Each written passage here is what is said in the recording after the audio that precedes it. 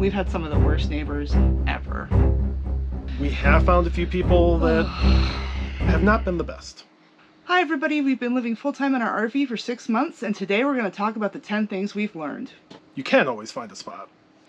So when we got into this, we had heard that it had gotten a lot more difficult to find RV spots, the last few years. Yeah, we were actually a little afraid of it because we liked to plan, but we didn't know exactly where we wanted to go or exactly what we wanted to do. So we started planning out probably almost too far at the start. Probably almost too far at the start, yeah. We actually kind of auto-corrected, and we sort of last minute forgot to plan 2-3 week stays in the Pacific Northwest during the summer. Yeah, and we fumbled around a little bit, but we're decently flexible, even though we're working full-time. And so we were able to balance a couple of different parks across both Washington and Oregon. And you're not always going to find the exact place you want, so it might not be in the state park, in the national park that you want to stay at. But you can stay outside. You can stay in a resort. You can stay in just some RV park somewhere you will be able to find. Yeah, you might have to stay, like Justin said, a ways out. You might have to pay a little more. We found, like, a lot of times the places that are more affordable tend to book up faster. So one thing we found was when everything else was booked, some of the resorts and stuff still had availability. We like to have full hookups. We're working. We have higher needs than some other people. We don't have the smallest rig in the world. Yeah, so we're not really set up for long-term boondocking. We can do a night or two. We're not really set up for just water and electric. Our tanks are not that big in our Class C. So we are a little bit more higher maintenance than some folks. And we never had trouble finding a spot. You'll actually get used to the small space faster than you might think. So I'm not a small man. And I am not a small woman. We were actually a little concerned when we bought this that we would be running into each other. We wouldn't have enough space to work. We're used to living in, probably a minimum of 1,600 square foot apartment, a 2,000 square foot house, something like that. I think we have living space here about 200 square feet when everything's extended. Yeah, 200 square feet. I say 300 sometimes, but that's definitely more than we have. No, and in this you're including the bed, you're including the overcab, all of that kind of stuff. But we found that we adjusted fairly quickly. When you first started talking about doing this with me, I'll tell you, my first worry was I started thinking about flying coach in an airplane and how you're kind of crammed in there and how it's really uncomfortable. But it hasn't been like this at all, and I actually have claustrophobia, and it hasn't been too bad. Yep. So you just have to find things that work for you. We did a conversion for the bunks over to an office for me. We figured out how to move things around as we need to. Folding things out, putting things away, making sure that we have baskets and bins to put things and move them around, but otherwise it's been perfectly fine. Things will break. So it's no secret, things break all the time in RVs. There's a couple reasons for that. The RV boom was really impressive going into the pandemic, and for the last couple of years, they haven't been built to standard. It's kind of a well-known fact that they were pushed off the line pretty fast. And then there's the issue of what the RV actually has to do physically, the physics of it. We're going down the highway, things are vibrating, you have to get everything under a certain weight class, so they can't use the heaviest materials. Yeah, these were all pieced together by people being paid per item, paid per thing that they completed, and it kind of shows. And that's not necessarily a bad thing, I would say. In order to really make the most of it, you have to either, I would say, have money, be handy, or both. And I think if you have one of those, you should be handy. I think handy is actually superior because the shops, there are only so many repair shops, there's only so many repair techs, and because of all the issues, they tend to back up. Sometimes it's really hard to get into an appointment. You might be somewhere and not know who the techs are or who the shops are. So if you can fix it yourself, I think it's better because that way you're not, without your home for that time. I mean, we've had enough break that if Justin weren't really, really handy, we wouldn't have been able to go on this trip at all. When you're traveling, plan your stops.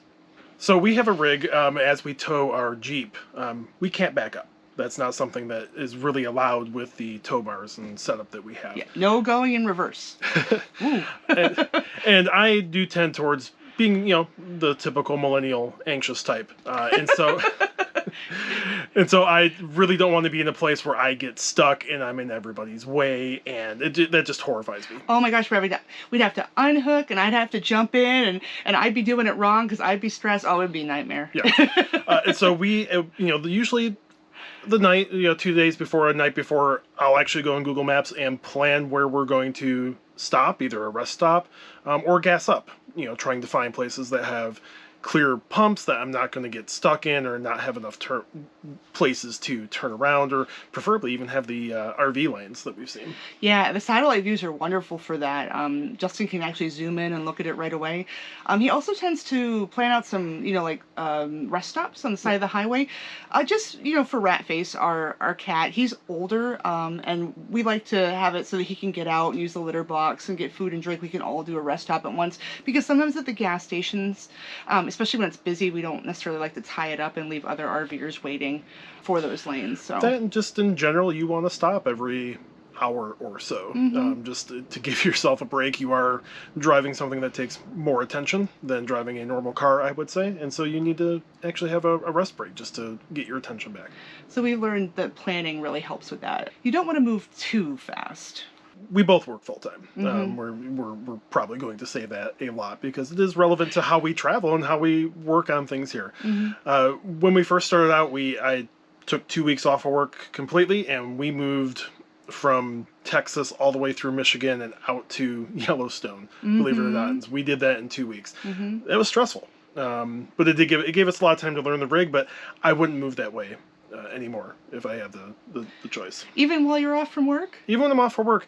The main reason being is I like to see things. I like to check out the places that we're in, and you really do need to give yourself time to actually enjoy the fact that you're able to move everywhere. If you're trying to plan it like a normal, I would say, vacation, where you have every second planned, or that you're trying to see the most that you can because you only have a certain amount of time off.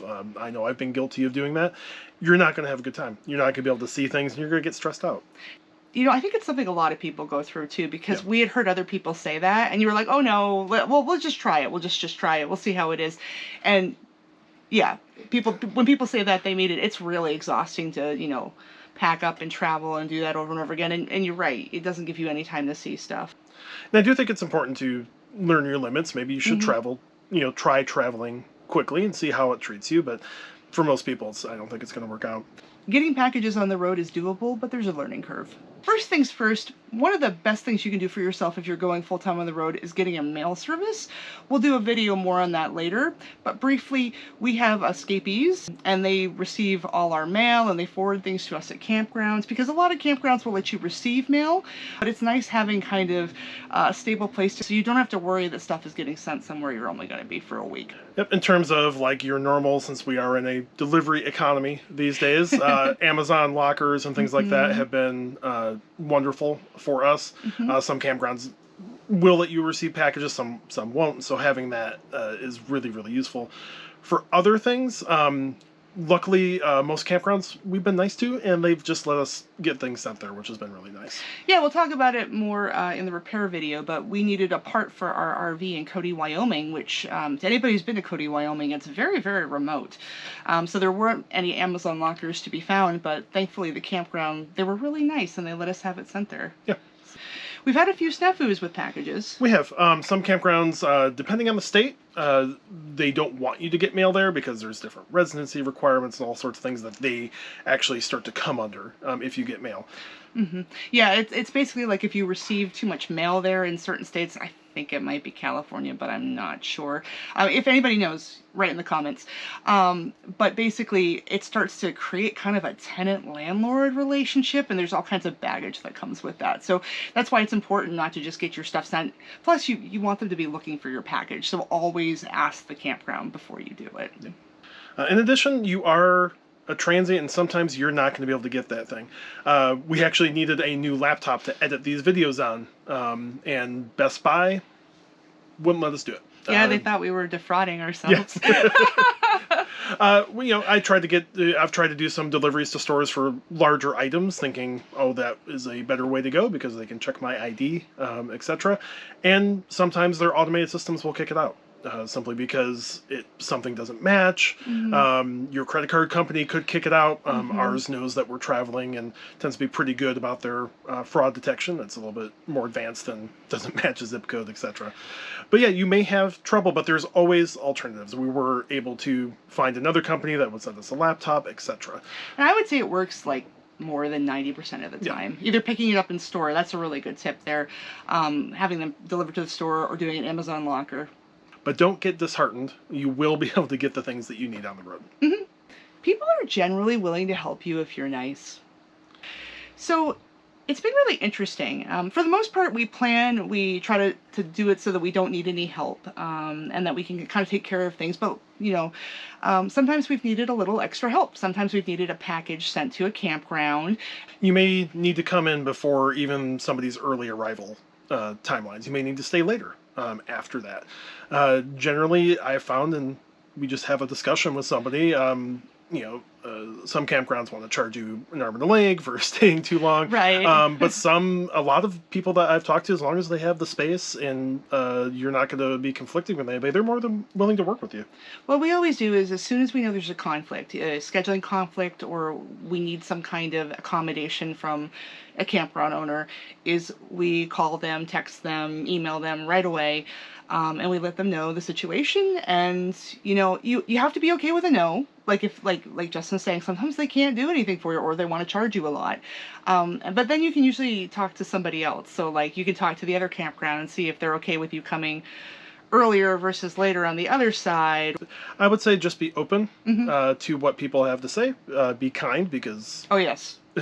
People are people just like you, and you'll be surprised what you can have people, the help that you may receive out on the road. We've gotten so much help.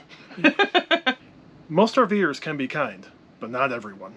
So before we did this, I really didn't know what to expect. We've lived a bunch of different places.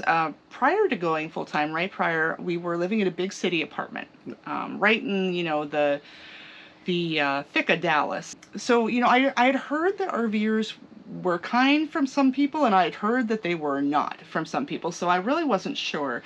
But I have found them to be overwhelmingly so friendly.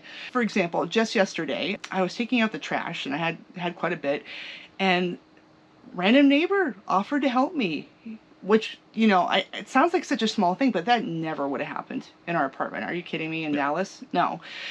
We've had lots of nice chats with people on the road, kind of. I don't know if it's just kind of the vacation mindset, or the fact that there's a lot of retirees who tend to be very friendly. I think it's a little bit of everything. It's a different kind of lifestyle. You automatically have something that you have in common with people, which really gets and a lot of people I found are just willing to approach strangers at RV parks and strike up conversations. Or even at the rest stop. We were at a rest stop one time, and this really nice man was talking to us about our RV. Yeah. He was just really complimentary, and you've chatted up with people at gas pumps and everything in a way that we wouldn't have. We've never done that at a gas station with people. I would say it is second only to the amount of attention I've gotten driving our race car around yes. gas pumps and stuff. Yeah, Justin drove race cars for years, and he actually, a lot of his big vehicle experience is from towing a race car with a truck. So. Yeah, but while it is the 90%, we have found a few people that have not been the best. Generally, we found people that just aren't respectful. So it's just like, I would say, normal life. You're going to find a really loud majority of people that are just kind of ruining it for a lot of folks, either leaving a mess, being loud and disruptive, etc. Most campgrounds I found are pretty good about policing that, because they don't want that in their place either. They want to be welcoming to everybody. The occasional has not been, and we just don't go back to those places. Yeah, that's the nice thing about an RVer is if you don't like your neighbors, you can move. I would probably say the big things are people not picking up after their dogs when they take them on walks. That's a big thing. Or letting their kids run around by themselves. I almost hit somebody in the dark because they had their kids out in the middle of the roads. Luckily, really slow speed limits in parks, but I still didn't see them until I was right on top of them. We don't mind kids at all. We're actually aunt and uncle to some really great kids, but it actually just like. It would make me feel terrible if something happened to those kids, Yeah. And it's very stressful, even if it doesn't directly impact you, to see that as well. We've had some of the worst neighbors ever, and some of the best. Definitely don't bring everything. Being in a Class C, we don't have as much cargo capacity that a lot of other, like fifth wheels, buses, things may have. And so we were kind of forced into only bringing what we thought we needed. Now we're kind of avid campers for a while, and so you kind of get the idea is, I got to bring everything I need to survive for a week, etc.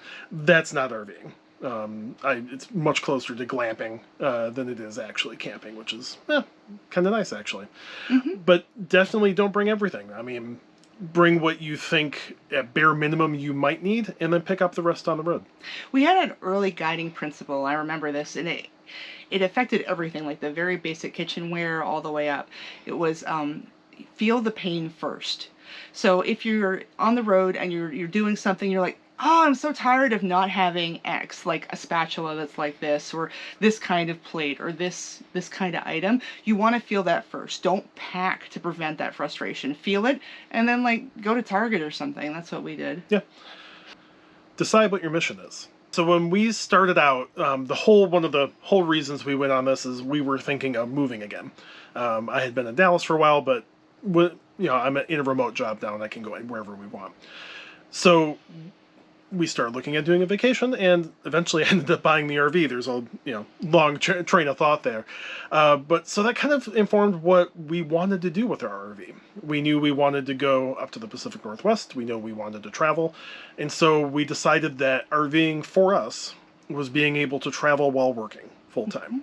That informed like where we stay and how we do things, and even the rig we picked. Yes. The secondary mission was actually looking for the next place we might want to put down roots and put down sticks and bricks again. So as we go through different areas, we'll actually start kind of looking around and be like, what would it be like to live in this area? And everybody has their mission. I've known people that have gone into RV living because they want to save money. So they're focused on doing things as cheaply as possible. So they're probably more likely to boondock more, or to forego full hookups and not have the internet setup we have. Where we need those things, we need the space because we're full timing, or maybe they have kids and they have a dog or something, so they need more space and more accommodation for that. We don't need that because it's just the two of us and our cat. And then we've met plenty of retirees that want to hit every single national park, which is a whole other type of mission. So for you, decide what you think RVing is going to be for you. And it doesn't mean you can't change your mission later on. Just have an idea of what it is, and that'll help inform how you RV. And your RV life is going to look completely different from your neighbors. You keep that in mind. So that's what we've learned in the last 6 months RVing. But we're curious to hear what you've done. So get down in the comments. Let us know what you've learned. Thanks for watching. We'll see you next week.